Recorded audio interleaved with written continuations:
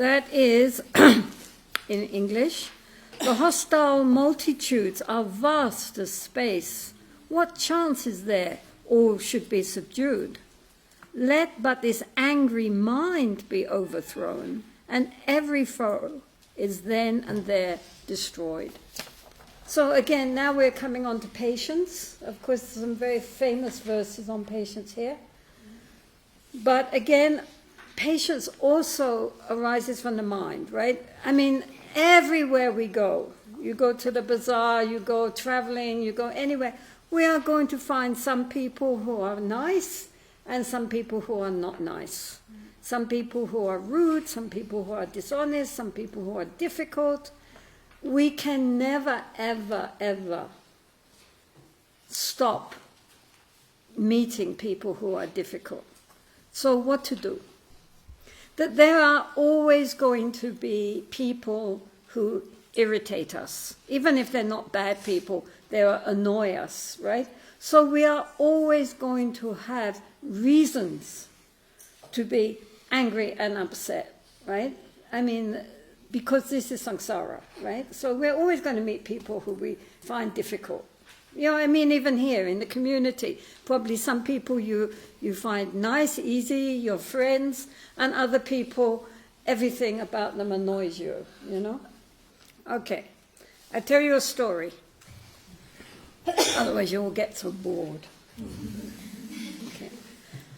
Okay, so about 150 years ago, in France, there was this Christian nun called Therese. So she lived in a nunnery, which has become like our nunnery now. It's called an enclosed nunnery. It means the nuns never go out and people never come in. And there were about 30 nuns. So now DGL has become enclosed nunnery.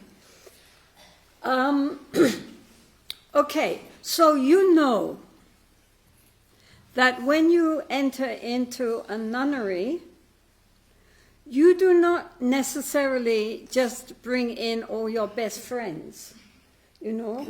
Basically, you come into the nunnery, then you discover who is here. You don't choose who is here. They just happen to be here. And in an enclosed nunnery, the only people you see are the nuns. You don't see outside people. So these nuns, of course, they work, they clean, they cook, but mostly they spend their time in prayer.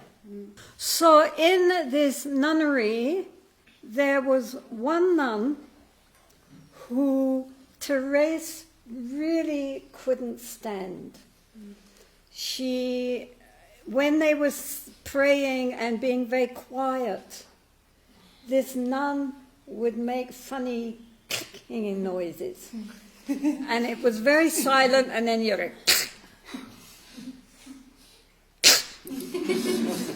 and she never knew when it was going to happen, right? So instead of meditating, she was waiting for the next, you know, and kind of perspiration as she was getting more and more. And the point was that this was going to keep happening every day for the rest of her life. And so Therese, really, she couldn't stand this one. She didn't like the way she looked. She didn't like the way she smelled. She didn't like, you know, this clicking in the silence. And she was getting more and more upset. So then Therese thought, what to do? This woman is not going to change. She's going to carry on clicking for the rest of her life. So she's not going to change. I have to change. My attitude has to change. That's what she thought.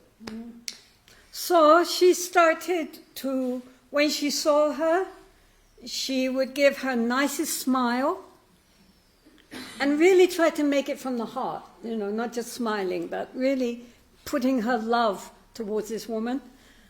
And she started making her little presents and doing all sorts of things to please her.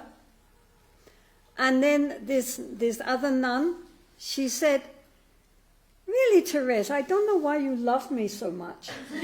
And then Therese thought, if only you knew, right? But she didn't say anything, she just smiled.